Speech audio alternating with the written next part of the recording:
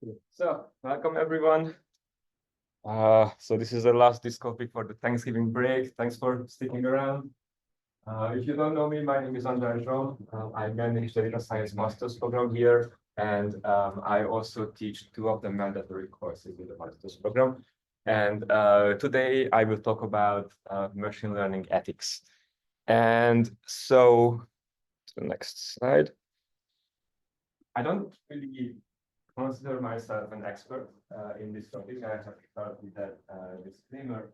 But I do think this is a very important topic, and it comes up in my courses quite often, because many of the master students or other kind of CS sophomore students who take the courses, in a few years, they might end up in a situation where they will develop machine learning models which will impact other people's lives. So it's very important to kind of talk about these things so they are prepared and they have the tools and the kind of thinking and the methods necessary to deal with these kind of issues.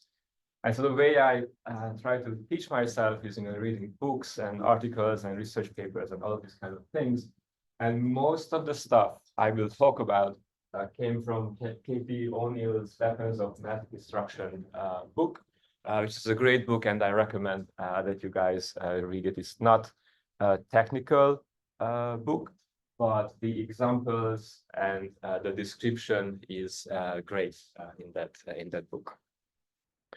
So I have some learning objectives, right, for you all. I hope that by the end of this seminar, you will be able to summarize how classification works, describe what it means to use proxies or putting people into buckets, add transparency to your models and make them interpretable, and discuss why it is important to allow individuals to dispute the model's predictions. So these are the four learning objectives for this lecture.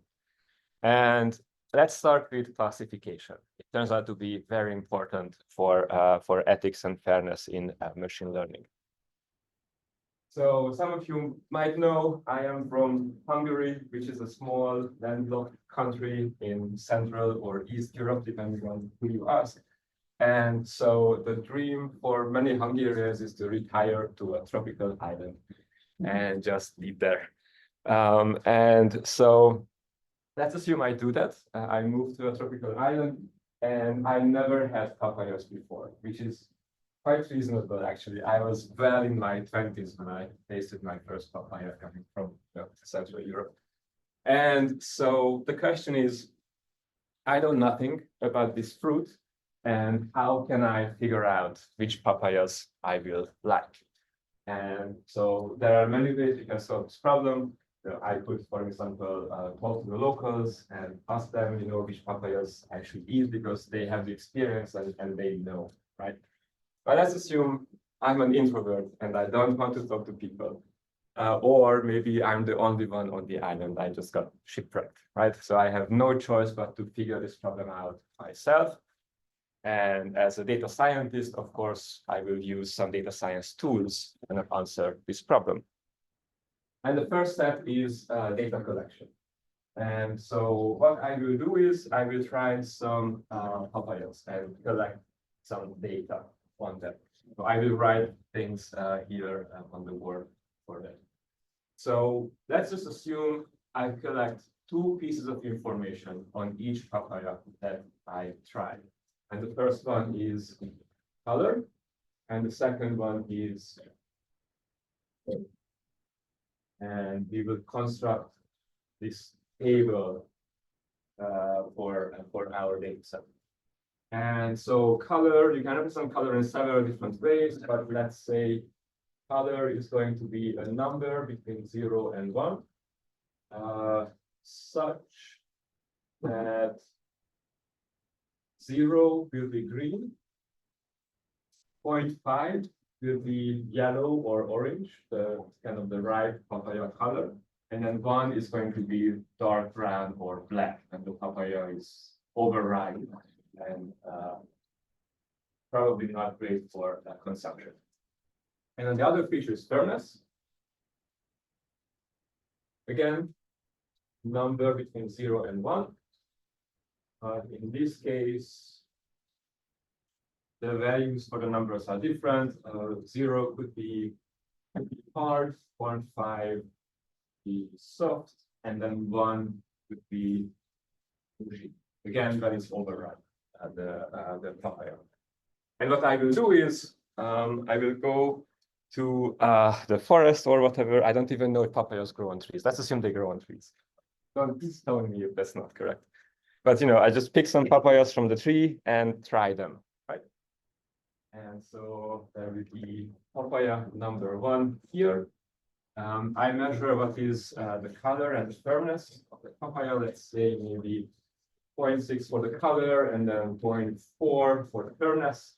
And then here I collect my label, whether I like it or not, right? This is my target variable, capital T, and I will represent it +1 if I like the papaya and 0 if I don't like the papaya. So let's assume I like this one. And keep trying papayas. Number 2, 0.2, 0.1. This one I didn't like. Number 3, 0.8, 0.7. This one I like. And I just continue doing this and try maybe a couple of dozen papayas, right? And then I have enough data. I can put it into a machine learning model and train a model on the data that I have collected. So that would be step number 2. And once I have enough data, and once I am confident about the predictions of this machine learning model, next time when I get a new papaya that I haven't tried before, I will be able to just collect the information, color and firmness on it, apply my machine learning model on the feature values, and predict whether I would enjoy the papaya or not. So I don't have to try it myself. I can use the model to make predictions for me. And that's great because based on the prediction of this model, I can decide whether I want to actually eat that papaya or not. And obviously, if the model predicts that I will enjoy the papaya, my action is that I will try it. And if the model predicts that I will not enjoy the papaya, there is no reason for me to eat that papaya. So in this case, after a while, after I have enough data and an accurate machine learning model, I will only eat the tasty papayas. Right? So this is how classification works, the whole pipeline of how you kind of build a classification. It was a simple binary classification because I had 2 types of target variables. I wanted to predict whether I like the papaya +1 or whether I don't like the papaya, which is 0. So this is how the whole kind of pipeline works in classification. Any questions about that?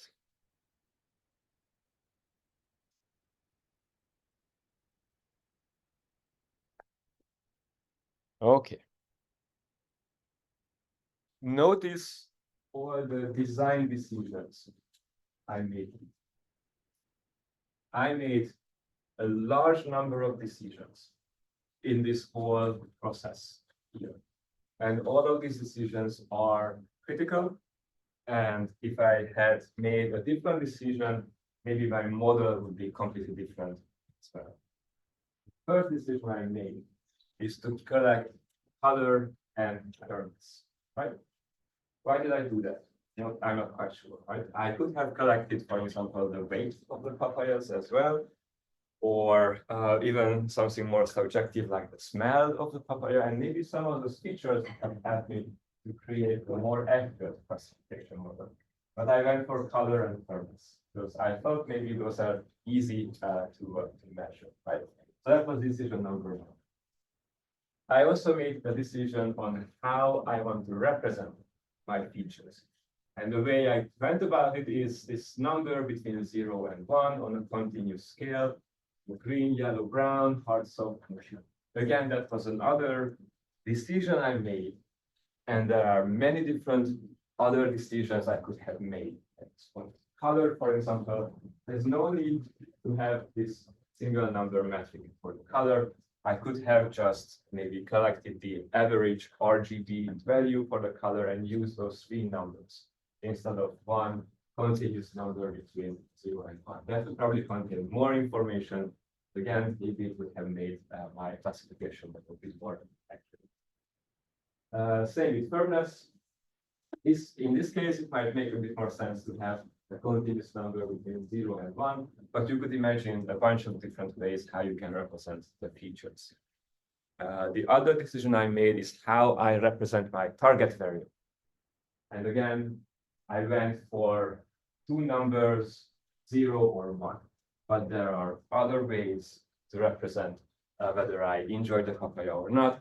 That could also be maybe a continuous number between 0 and 1, right?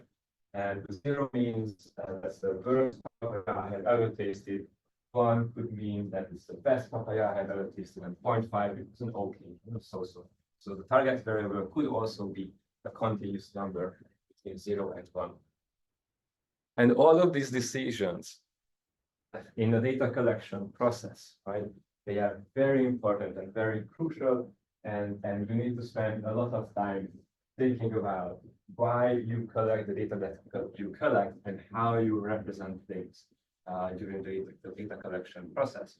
Because all of this information, all of these decisions you make, whether it's conscious or subconscious, they have a huge impact on how your model will perform, what kind of biases might there be in the classification. So this is why it's very important to consider these things. So why is classification so important? It just turns out that asking these type of binary questions, yes or no questions, is extremely useful.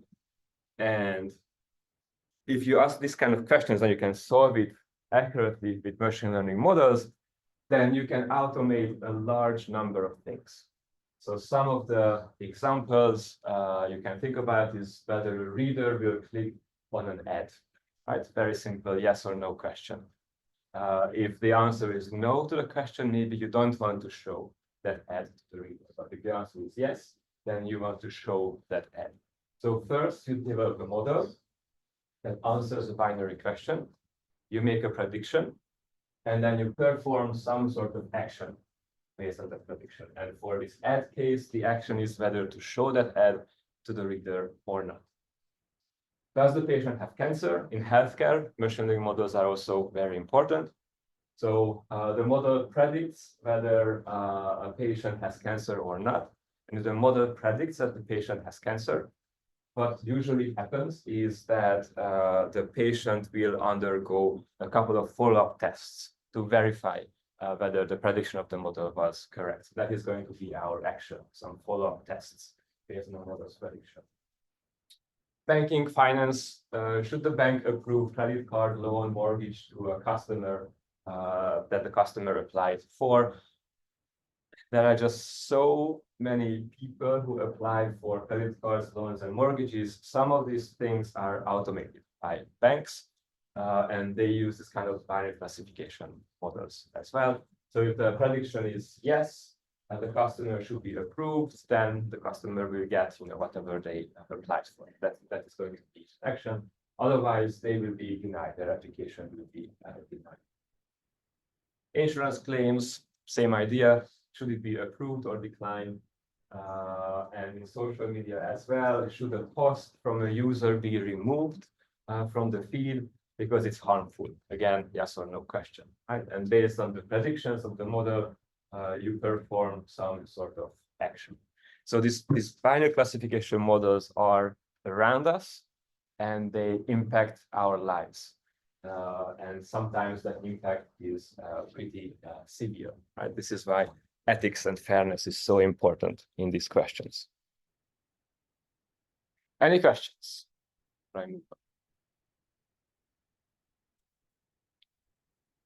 So far, so good? Okay, good. So that's it about classification problems. This is one of those kind of talks where I don't really have equations or code. It's more like a discussion kind of stuff that's going on. So the next learning objective is to describe what it means to use proxies or putting people into buckets. I'm an awful driver. Some of you might know that, but my credit score is pretty good.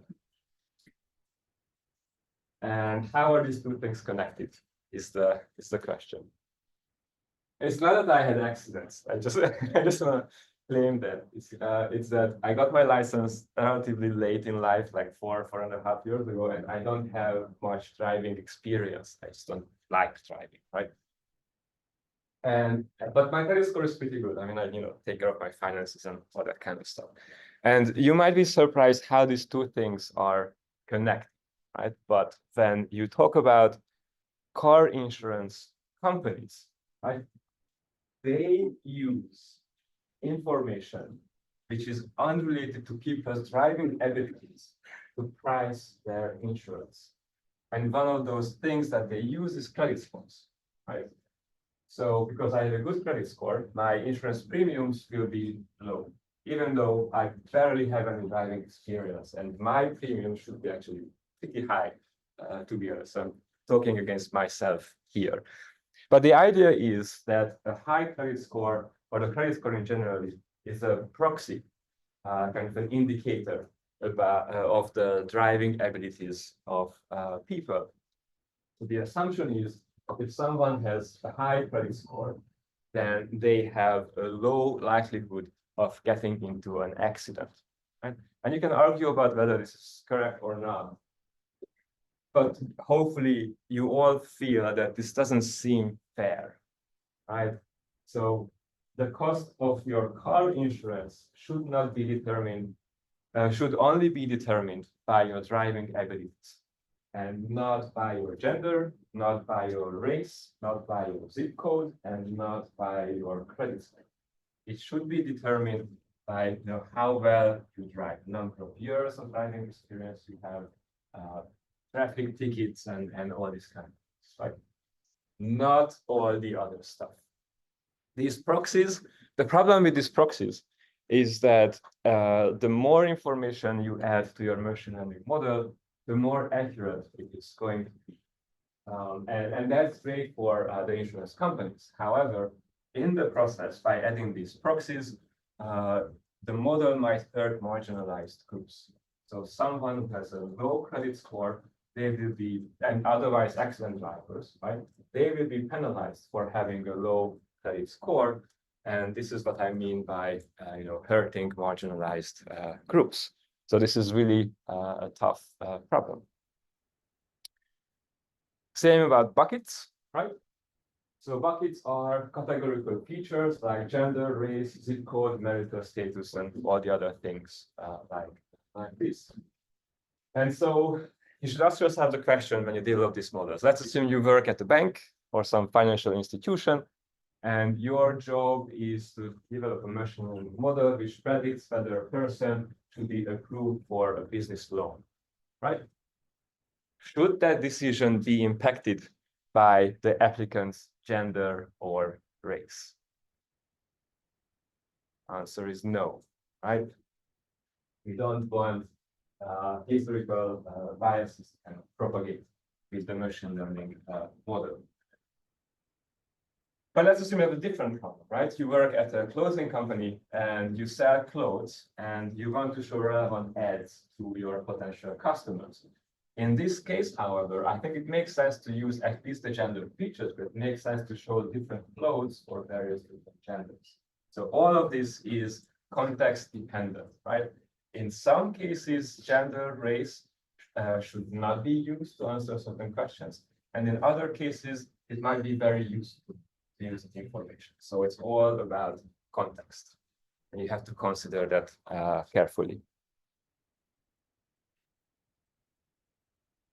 So we consider two scenarios. The first one is that gender or race are important for your problem, right? So the clothing problem and advertisements. And there's a weird thing going on here. And that is, social scientists research and discuss what race, gender, class, and sexuality mean. And they will do that for decades, if not longer, right? It's difficult to arrive to like one conclusion. And on the other hand, data scientists and data engineers are in a position that we have to make decisions now, right? Because we need to collect the data now. And we cannot wait decades for the social scientists to figure out what all of these things mean and how they should be described. So we have to act now. And this is again when the design decisions come back to us that I talked about the papayas. So how can you represent race and gender in a data set? Are there any kind of representations that you have seen maybe on surveys or when you apply for jobs, they ask for it for this kind of things? What did you see? How was gender and race represented?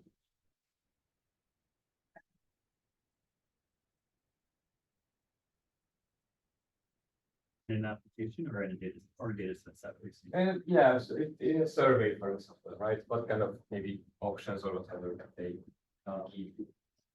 Cisgendered male, cisgendered female, transgender female, non-binary.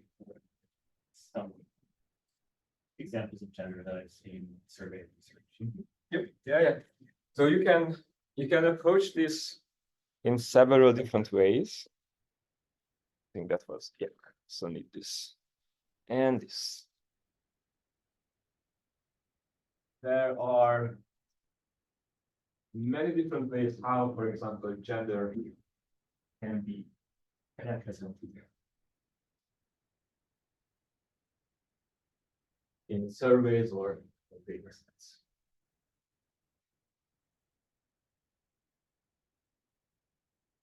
So one was that you give a couple of options for people to choose from. Right, so this would be gender representation. Sorry, my handwriting is open. The first thing you can do is categories. So you give a list of categories for the user to select from, right? And that's one way to go. And then the number of categories can be a few, male, female, other, or you can give more categories. You can give a wider range of options to choose from. So based on the complexity, based on the decisions the designers of the survey made, they kind of prescribe what these categories can be. And then we can argue about how accurate or inclusive these categories are. But definitely there's a tendency that the more categories you have, the more inclusive that list comes, right? What are other ways you can do this? Self-report data right in your gender. Sorry? Self-report data, like Yes. the string field. Exactly. Self-report, which means you give a text field, and then you let the person kind of write in whatever they want, and that gives you a lot of freedom, right? Which is great. People can write in whatever they want, and that's very inclusive and very nice. It's not great for the poor data engineer who has to work in this free text form because they have to take care of all the typos and all the kind of errors and whatnot in the system. They will spend a lifetime trying to kind of clean that data and bring it to a format that's usable. So this is the kind of decisions you make. You want to be inclusive on one end, but you also don't want to maybe make your work too hard, right? So you have to kind of balance these two things. So this is the kind of design decisions that you have to take into account. Race is kind of a similar concept. You can give categories. You can let people self-report. One thing I have seen is that for each racial category, you can have like a sliding bar between 0 and 1, and you can just prescribe, what fraction of you or your great parents came from the different races. And those numbers need to sum one constraint. And that's very inclusive and very nice to do this kind of things. So how you represent data matters a lot for inclusivity, and also how easily you can work with that data. Okay, let's go back to the business loan questions where gender and race should not be used, right? And the question becomes, okay, we don't want to rely on gender and race. Is it enough to just remove those two columns from your data set? And the answer is no. I give you the answer on the slide. It's not enough because there might be secondary indicators on your in your data set. Not race, not gender, but there might be other features that strongly correlate with your gender and with your race. And if you leave those secondary indicators in your data set, then it's just as bad as having gender and race. That's not enough to just remove those two columns. One thing you can do as a data scientist is that, for example, you could convert your gender feature into a target variable and see how accurately you can predict gender based on the other features you have in your data set, right? And once you have the machine learning model, you can measure how important each of the features are to predict gender. And each feature, which is very important, is a secondary indicator, and you need to remove that, right? Once you remove all the secondary indicators, you will not be able to predict accurately what the person's gender is, and then you remove all the information relevant for gender. And then your data set will be more fair and more equitable. Same for race. Convert race into a target variable, see how accurately you can predict it, measure how important your features are at predicting someone's race, and remove all the important features. And if you do that, then you remove all the secondary indicators from the data set. Obviously, banks don't like to do this because you need to remove a large number of features, and that will hurt the overall predictive power of the model, and that costs revenue or profit for these institutions. So in most companies, you cannot really trust them to do this by themselves. You need to use regulation to kind of force them into dropping these secondary indicators from their data set, right? Yes, any questions about this?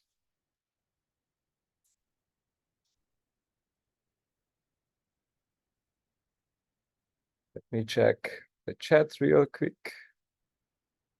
Okay, nothing here. Good. So far, so good? Okay. So let's talk about transparency, right? That's the other thing you need to do. You need to make your models transparent and interpretable. So let me first motivate why this is important. Let's assume you work in healthcare and your model predicts whether a certain patient is sick or not, right? If the model predicts that the patient is sick, the doctor needs to be able to explain to the patient why the model believes that they are sick. It's not enough to give a prediction. It's not enough to give a predicted probability or a predicted class. You also need to provide explanations. You need to be able to tell the patient why the model believes that they are sick. Same for the banks, right? If a customer is declined a credit card or a loan or a mortgage or whatever, the bank needs to be able to explain why their application was declined. So again, it's not enough to provide just a prediction, a predicted probability. You need to provide explanations as well. So you need to know how the model works and how it made those predictions. And there are two ways you can go about this. First one is that you can use transparent and interpretable machine learning models, right? These are maybe the linear models like logistic regression, linear regression. They are very easy to interpret because you have one weight per feature, right? And if you know what those weights are, for every data point, you can explain how the model made predictions. So it's very easy to work with these models. You could also consider one decision tree, which is not too deep. I could just write down in the whiteboard how the decision tree makes decisions, and all of you will be able to understand exactly what the decision tree does. So I would also consider one decision tree that's not too deep. a simple, transparent, and interpretable machine. That's one way to go. The drawback of this approach is that these models are not very accurate, and they are interpretable.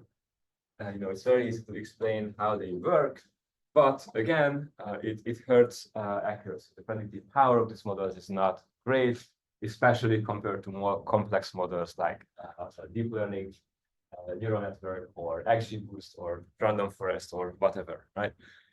So again, this kind of problem is that if the accuracy of the model goes down, that might hurt profits and revenue or whatnot, right? So again, banks will not by default decide to use transparent and interpretable machine learning models. The other thing you can do is use complex models, but use other tools that help your complex model be a bit more interpretable, that provides explanations. And I will talk about one of these techniques, which I think is the state of the art right now for explanations for complex models. And this is called SHAP, S-H-A-P, SHAP package. And you can use this package to create local explanations. So you train your complex model, and there is this additional tool, this additional package called SHAP, which can provide local explanations. So for each data point, it will tell you how strongly each of the features contributed to the prediction. And then you can disclose that to your customer or to your patient as an explanation. So let's check how this SHAP package works. So SHAP is named after Lloyd Shapley, who was an American mathematician. And he received the Nobel Prize in Economics around 2010, 2012, maybe a decade or two ago, for working on cooperative game theory and what is now called the Shapley values. Any of you here play board games? Any of you know Spirit Island? No? That's a recommendation for your next board game night then. It's a great game. So the way it works is that the board is an island, and there are various different players, and each player plays as a spirit of the island. So one player is maybe a volcano or lava or something like that. Another player will be the sea, another one will be the sun or the wind, and plants, animals, all these kind of things. So each player is one spirit of the island.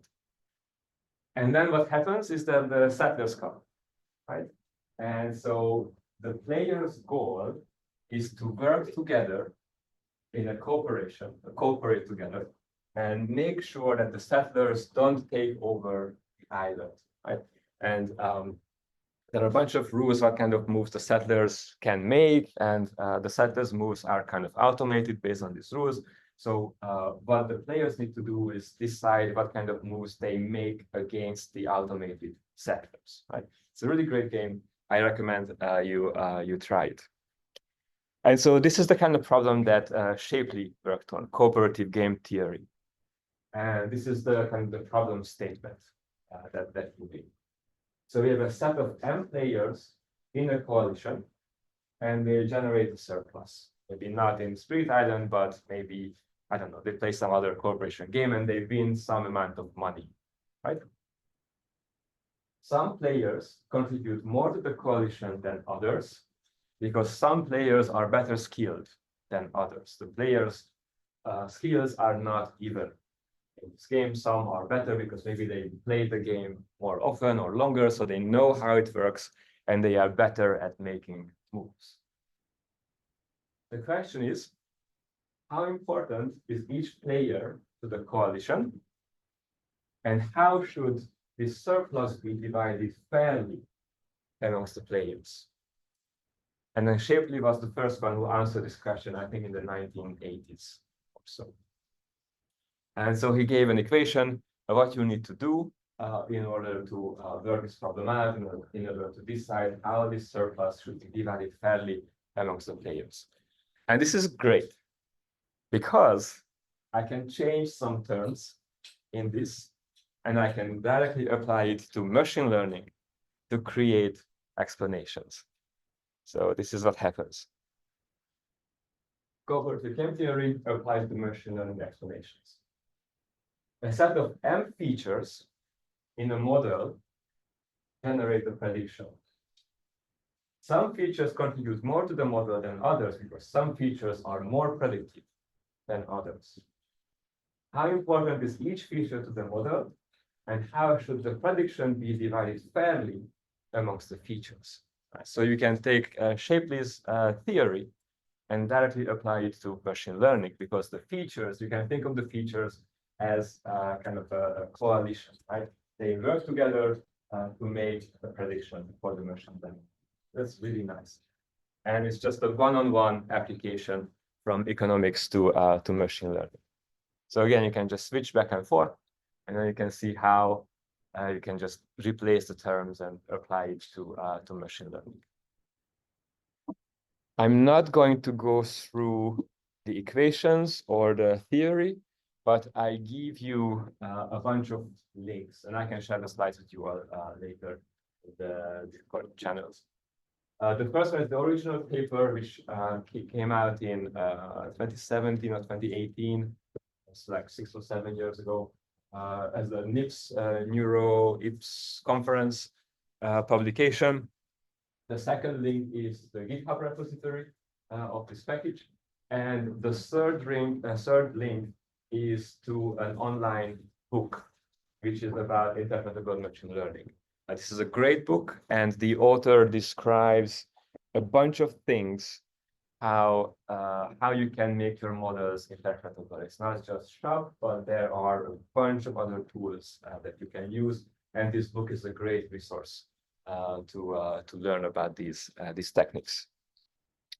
I want to quickly show or further motivate why these explanations are so important.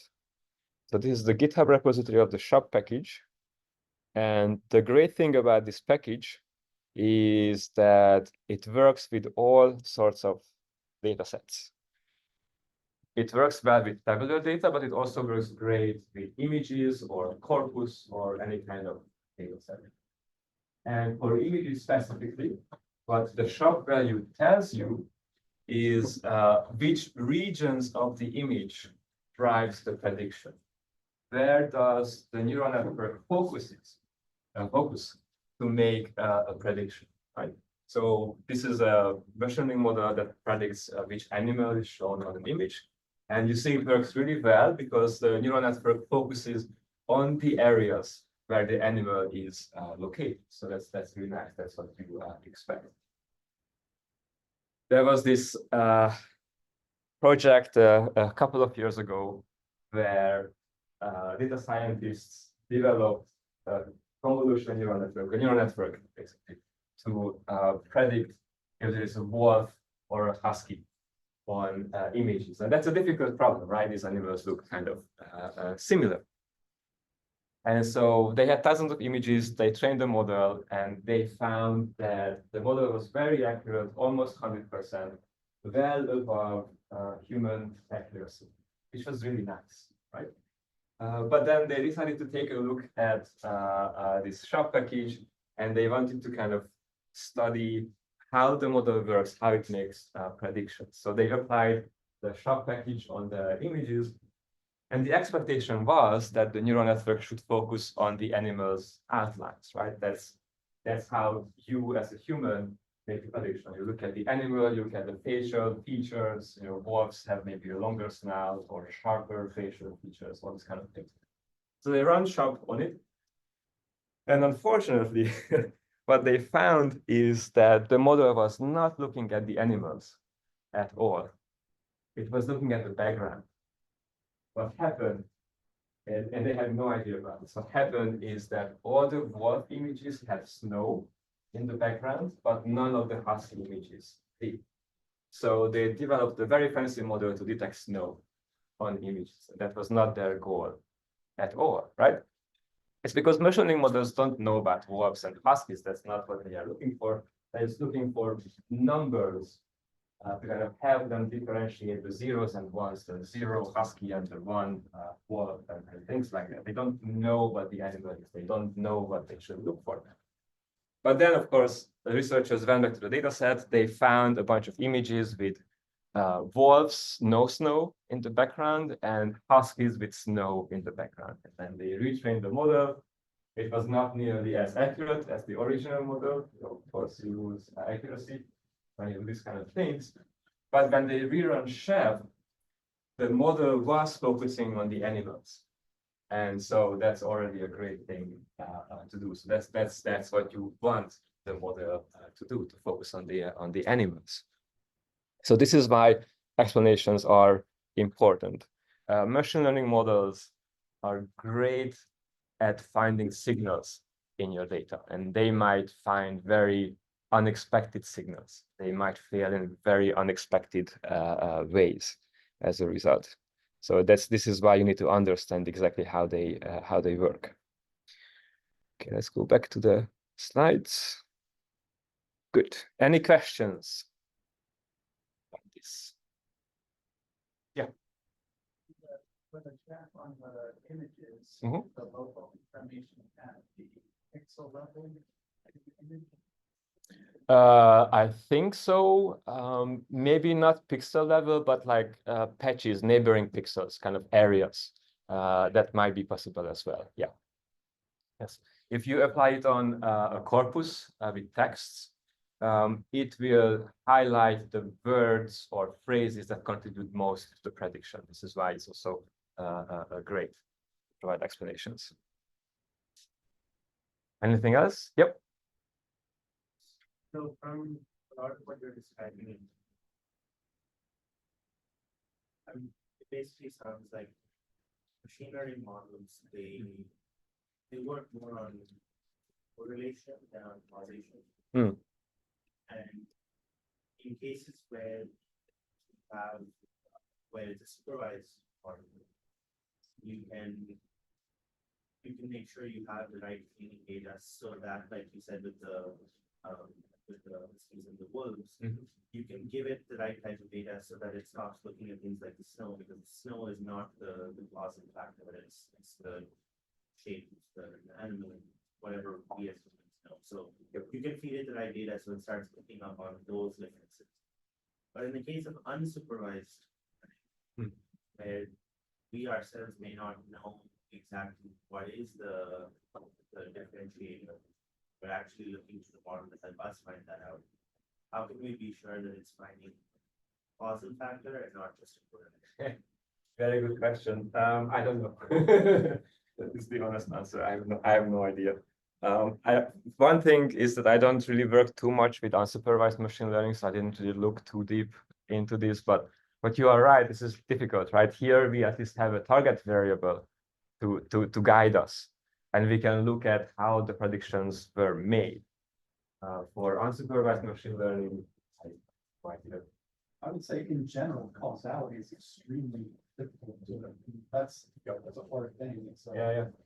I don't know, you really need experimental manipulation. That's considered kind of a gold standard, such as there is one for establishing causality. It's a really hard problem.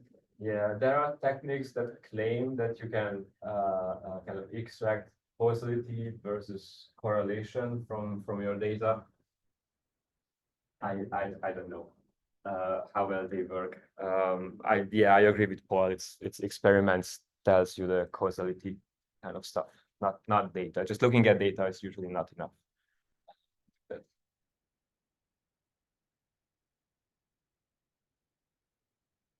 Okay.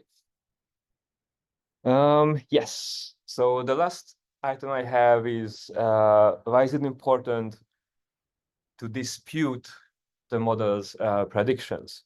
So if you want an ethical machine learning model, when it is deployed, you need to be able to give people the ability to dispute the model's predictions. Right? This is what it means to be ethical. And so the reason why you need to be able to provide that option is that no model is perfect, and no model can take into account all the complexities and nuances of life. Every model you generate is kind of a simplified version of reality. Your data set is not complex enough. So your model is not going to be complex enough. And the credit score is actually one of the nicer examples in this dispute respect, because if you find that your credit score drops suddenly and significantly, then you can dispute that with the banks and the financial institutions. The most common issue that happens is that someone steals your credit card information. For example, they make some fraudulent transactions, and that tanks your credit score. And then you can go to these banks and tell them, it wasn't me, submit proof, whatever, that your credit card was stolen. It takes a long time. It's a very lengthy process, but eventually you can restore your credit score and you can remove these bad transactions from your history. So this is why it's important to kind of always provide the ability to dispute the model's predictions. The other thing is, I don't know, I had one example in my kind of extended circle of friends. They were going through a very bad breakup, and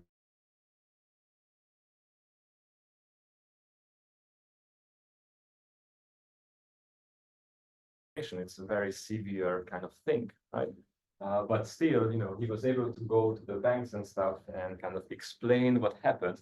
And then eventually, it took like a year, but eventually his credit score was restored. And you need to be able to provide this option, this dispute option, especially if your model impacts human lives so severely, right? Your credit score is so important for many, many things.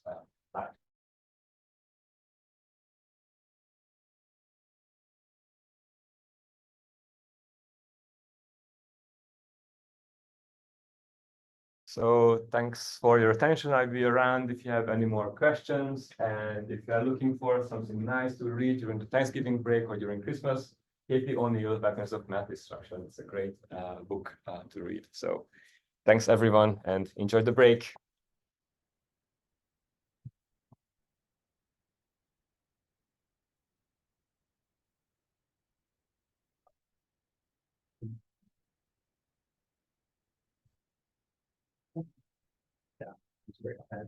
Thank you for having me. No, what is that?